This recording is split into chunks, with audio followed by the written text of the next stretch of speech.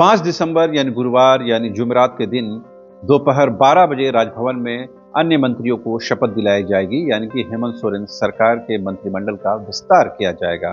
इसके लिए विधिवत तौर पर जो है राजभवन को सूचना दे दी गई है।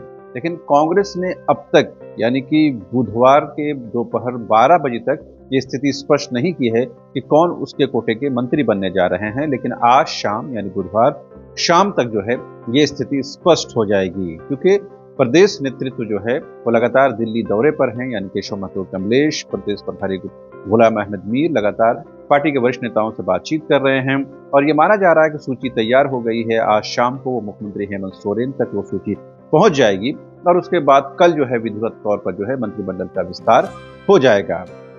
बात सिर्फ कांग्रेस की नहीं है, राजद कोटे से भी एक मंत्री बनना है, जिसमें देवघर के जो विधायक है सुरेश पासवान वो सबसे आगे चल रहे हैं, लेकिन गोड्डा और हुसैनाबाद के जो राजद के विधायक हैं वो भी पीछे नहीं हैं, लिहाजा वहां भी मारामारी चलती हुई नजर आ रही है।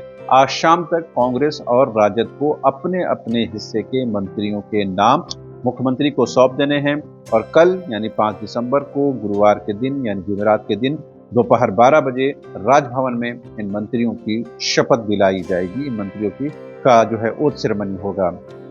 तो जाहिर सी बात है, अब जब नामों की बात करें, कांग्रेस कोटे के कई नाम जो हैं इस वक्त जो है रेस में हैं और बहुत आगे निकलते हुए नजर आ रहे हैं, जिसमें आप इरफान अंसारी, दीपिका पांडे सिंह और रामेश्वर उरांव, ये 3 जो प्रोमिनेंट ऐसे नाम हैं जो कहीं ना कहीं रेस में बहुत आगे हैं।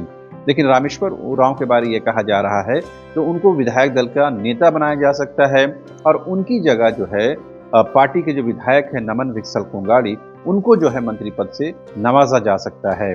तो जाहिर सी बात है, आदिवासी एसटी चेहरा के तौर पर कहीं न कहीं इस जगह को भरने की कोशिश हो रही है।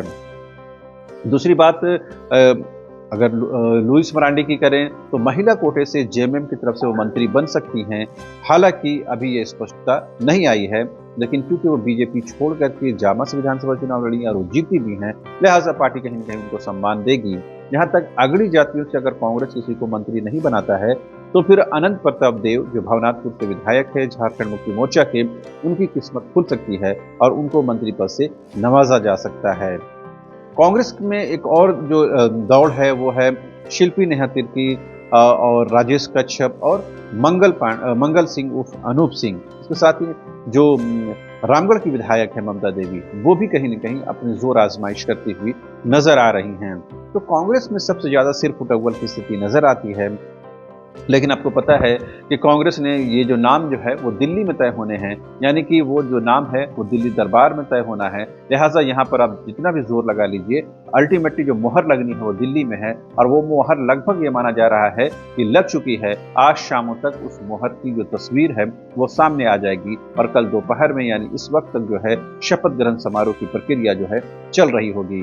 तो उम्मीद करनी चाहिए कि 28 नवंबर को हेमंत सोरेन जो है मुख्यमंत्री पद की शपथ लेते हैं और 5 दिसंबर को जो है कैबिनेट का विस्तार होता है। तो जाहिर सी बात है, इस देरी के लिए कांग्रेस और राजद जो है बहुत हद तक जिम्मेदार है।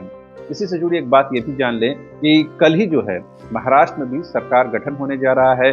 वहां तो अब तक ये हालत है कि वहां बीजेपी ने अब तक जो है मुख्यमंत्री के नाम पर मोहर नहीं लगाई है।